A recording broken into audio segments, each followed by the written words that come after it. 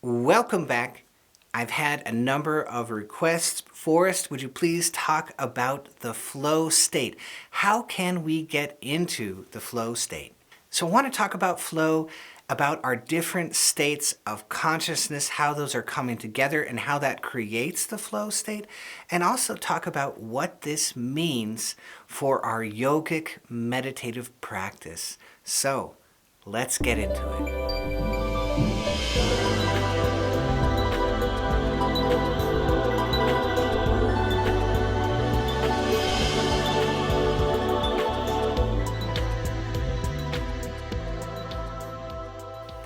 The concept of getting into the flow was popularized by a wonderful Hungarian-American psychologist, Mihaly Csikszentmihalyi. And he said that, first of all, you have to have complete concentration on the task at hand, a sense of control over your actions and their outcome, and experience time maybe speeding up or slowing down, and that the activity of flow is intrinsically rewarding. So not the result of being in the flow, but being in the flow itself is very, very enjoyable. And where does the flow show up? It shows up during sports, creative work, playing music, solving problems. Those are the normal places we talk about flow. One of the great places that talks about flow are football players, which is very, very interesting. And they will go on the field and practice a routine and practice a routine, practice a pass and practice a pass, and they're just building and building and building this competence. Musicians will talk about the flow. How do you become a musician? You practice with your instrument, you practice the basics, you practice the basics, you practice the basics, and you develop this competence. There's this wonderful book by Maxim Gladwell, Outliers, and he's talking about this 10,000 hours rule. This rule that if you can do something very well over and over again, and you do that, you practice it for approximately 10,000 hours, you come into a wonderful mastery of that thing. You come into a competence of that thing. And so he gives the example of the Beatles, and I believe it was doing gigs at night in Germany, where the Beatles really built up their ability to sing and to perform very well. They built that competence over and over and over again. So there's this building phase, the do, over and over and over again, building competence in that. You're able to do it to the point you don't have to stress out. And so now you're doing the thing, but there's this element of subconscious flow which comes into it. So you've done the repetition of the action enough that you can feel, I can do this automatically.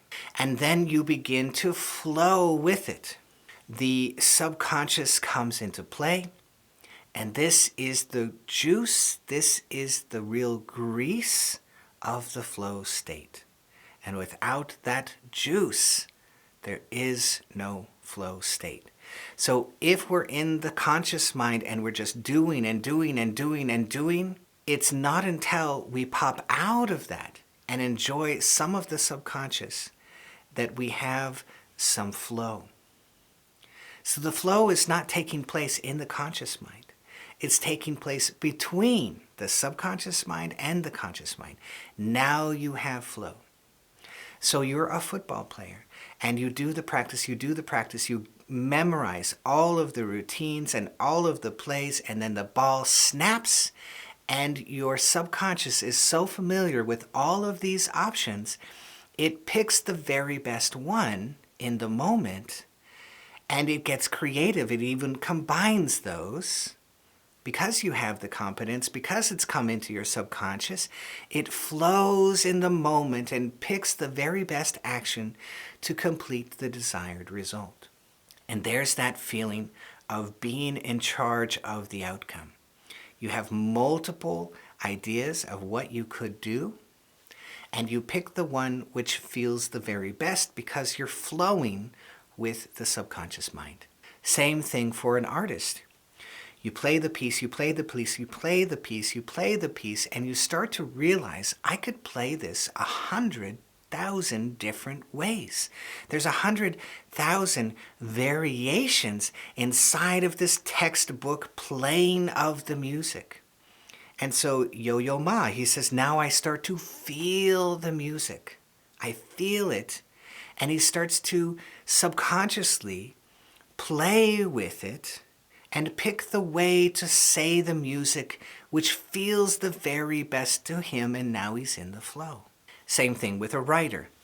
So you're going to write, you're going to practice writing and practice writing and practice writing and practice writing. And then you let go of purely a conscious hold on the matter. You relax. The subconscious comes into play. Now all the brain waves are flowing together. You've got the conscious mind, which is there, and you've got the subconscious mind, which is at play. And the two are coming together to create a whole which is larger than the parts.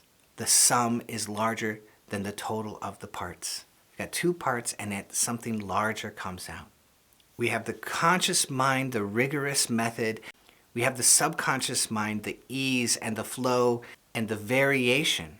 And out of that combination comes something different and beautiful, something which is greater than the sum of those parts.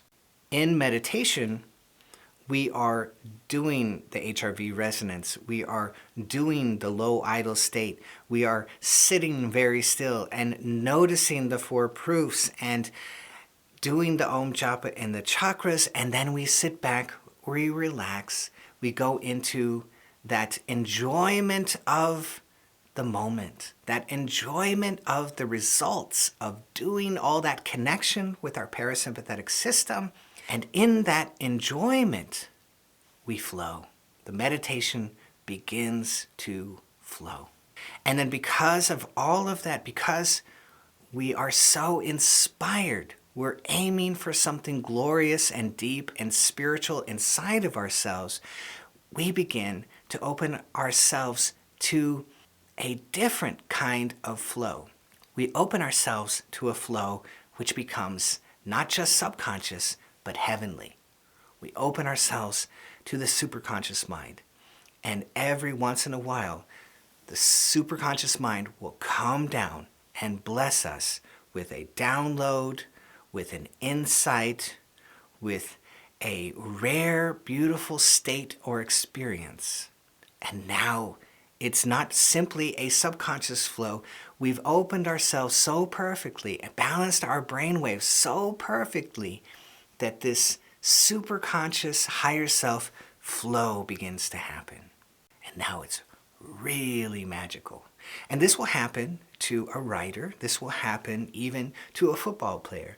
Well, they'll begin to open themselves so perfectly. The brainwaves will be aligned and balanced so perfectly that just for a moment, that heavenly-like flow will begin to happen. So now we have two kinds of flow. We have a subconscious ease and flow, and we have a really super inspired higher self flow beginning to happen. So how did we do that? HRV resonance, low idle state. Notice the four proofs. Sit very still. Let go. Relax. Enjoy. Let that subconscious enjoyment come into play, which opens us to this very high inspiration. Well, that's great, but how can I begin to experience this flow? And I had a wonderful talk with a wonderful yogini, and she told me this thing that she was doing, and I thought it was so fascinating. She said, you know, when I walk, I go on these walks, I go on these little tiny jogs, and she goes, I realized the whole process is automatic. And so here I think I am the one jogging, but then I start the process. I did initiate it, right?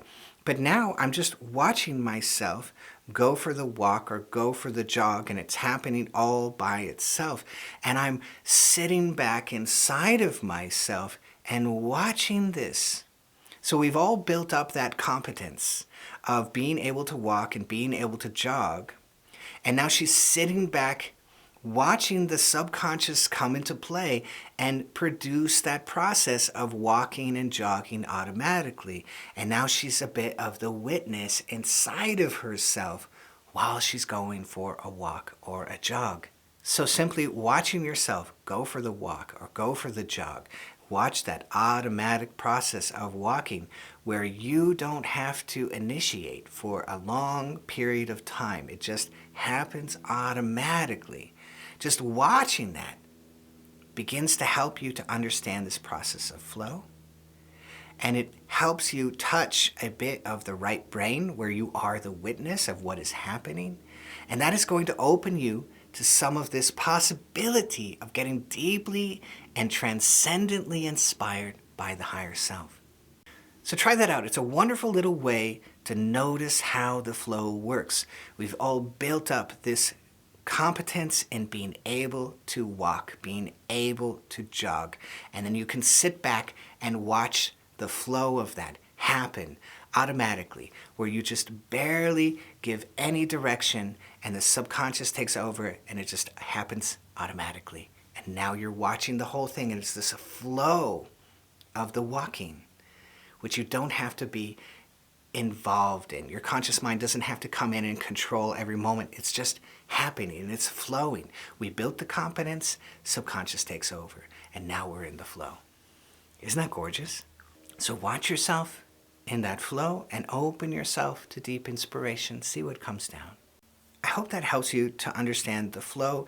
It's building a conscious mind competence, then letting go and allowing it to flow with the subconscious in whatever field we're in. And that is a subconscious flow. And then there's an even deeper flow where you're opening yourself to the higher self. And that's the kind of flow we are attempting in deep meditation. So I hope you loved this. If you did, be sure to hit that bell down below so I can see all of you next time.